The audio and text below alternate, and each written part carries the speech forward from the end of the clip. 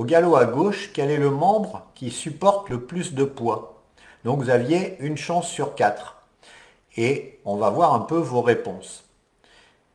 Et donc, pourquoi je vous pose la question du membre qui supporte le plus de poids? Eh bien, tout simplement parce que dans une chaîne, si vous prenez une chaîne, la force de la chaîne, c'est son maillon le plus faible en réalité. C'est toujours par le maillon le plus faible que la chaîne va casser. Avec les chevaux, ça va être pareil, c'est-à-dire que la force du cheval va être dans son membre le plus faible en fait. Et donc, si on veut augmenter la force physique de notre cheval, il va falloir travailler, sous réserve que le cheval n'ait pas un problème physique justement à régler, mais autrement, il va falloir travailler le membre le plus faible pour lui donner de la force et pas travailler les autres membres plus que ça, puisque sinon on déséquilibre et ça n'apporte rien. Il faut que ce soit le membre le plus faible qui prenne de la force pour que le cheval prenne de la force globalement. Donc voilà pourquoi je vous ai posé cette question, et c'est un principe de biomécanique qui est très intéressant parce qu'il va permettre de cibler les zones que l'on travaille. Donc là, on va voir, on va prendre depuis le début, vous allez voir, c'est très simple. Au galop à gauche, le cheval, dans le premier temps, il pousse avec son postérieur droit. Donc, deux choses. La première chose, les gens qui m'ont répondu postérieur droit, ils n'avaient pas tort. Parce que le cheval pousse avec son postérieur droit et les trois autres membres sont en l'air. Donc effectivement, il a du poids sur ses postérieurs et il pousse avec le postérieur droit. Donc on peut dire que c'est une bonne réponse. Ce n'est pas la réponse que j'attends spécialement, il y en a une autre, mais on peut considérer que c'est une bonne réponse postérieur droit. Je vais vous expliquer pourquoi après je considère qu'il y a une meilleure réponse. Donc, ça veut dire que quand vous demandez le départ au galop, souvent on recule la jambe extérieure. Pourquoi on recule la jambe extérieure? Donc là, départ au galop à gauche, on va reculer la jambe droite. Et bien c'est pour mettre les hanches sous la masse, pour que le cheval pousse avec son postérieur droit, pour partir au galop. Et si le postérieur droit il est loin, vous comprenez bien que le cheval il ne peut pas partir au galop en fait.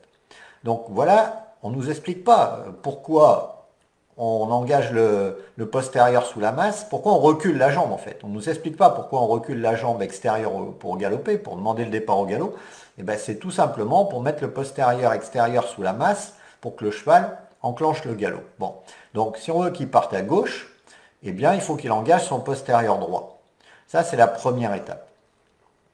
Ensuite, le deuxième temps du galop, ça va être le latéral droit. On appelle ça le latéral droit parce que l'antérieur droit est au sol et le postérieur gauche est au sol en même temps. Ça, c'est le deuxième temps du galop. Alors là, ceux qui m'ont dit postérieur gauche, ils ont tout faux.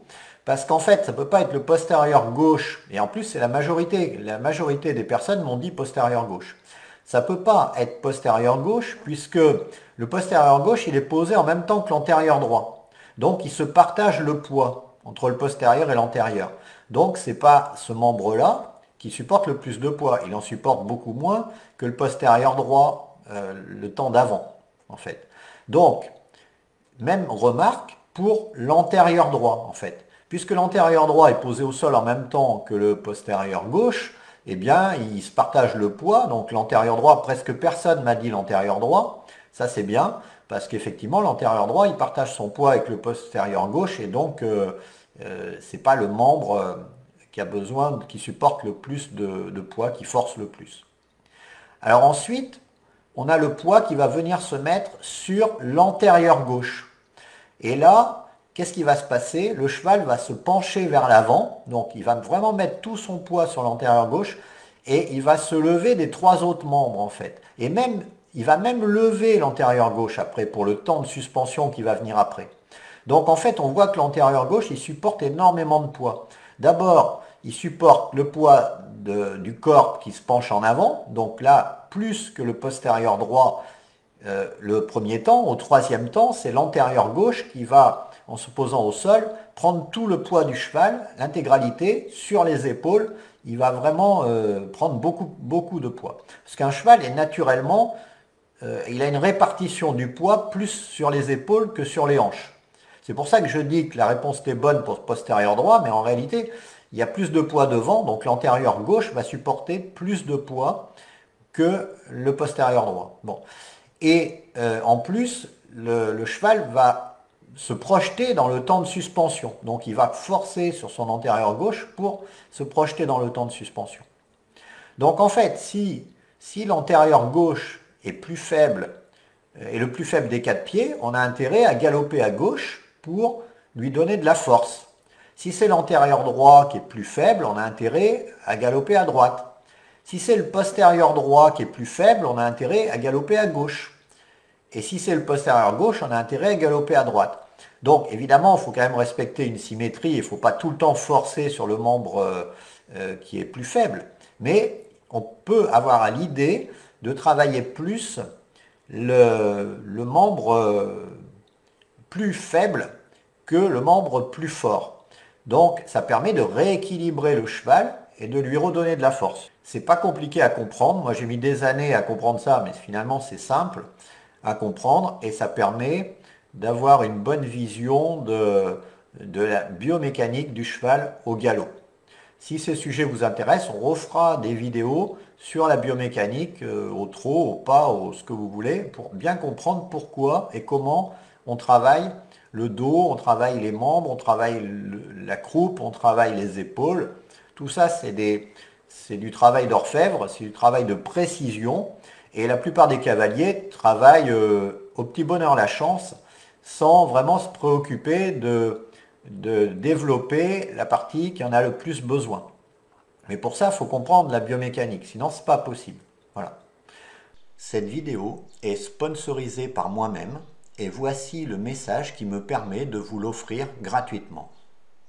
C'est un truc qui me tétanisait, quoi, hein. Quand je sais que je vais sauter le lendemain, 24 heures avant, j'ai mal au ventre, je suis inquiète, je fais qu'y penser, quoi. Ouais.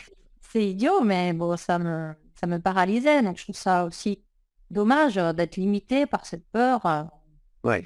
pas forcément justifiée. Donc là, ouais, tu m'as appris des techniques et j'ai réussi à sauter avec plus de confiance et sans peur. Ouais, dès la première tentative, en fait, en plus. Mm. Ouais, Ouais, ouais. Donc, tu vois, ça va s'améliorer avec le temps. ouais. Bah, j'avais peur de tomber parce que, voilà, enfin, bref, plein d'idées fausses. Voilà, donc ça m'a plu parce que c'était facile et tu m'as jamais mis la pression. Ça aussi, j'ai aimé, j'ai fait à mon rythme. En reprise, en club, un objectif dans la séance, il faut avoir fait tel mouvement ou tel saut. On a toujours un petit peu de pression, même si c'est bienveillant, il y a toujours quand même un petit peu de pression. Le regard des autres, si les autres y arrivent, il faut que j'y arrive aussi.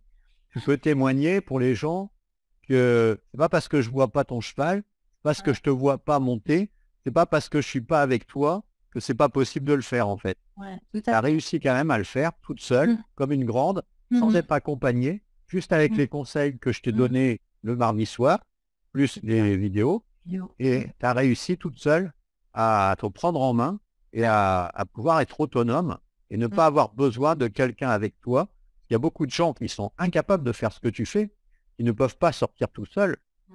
et qui ne peuvent sortir qu'avec quelqu'un, en fait. Ouais, Donc, toi, tu as réussi non seulement à sortir, mais en plus en autonomie. ouais, Donc, et en ouais, sécurité, parce que c'est très important. tout à fait. Oui, Car oui. peux pas, je suis pas là avec toi, donc il faut absolument que tu sois tout le temps dans des conditions de sécurité optimales. Mm. Très important. Maintenant, voilà, je sais reconnaître les signes, je sais ce qu'il faut faire. Donc, je suis plus confiante. Donc il y a Régine qui nous dit, je me reconnais dans son discours. Ah oui, Voilà.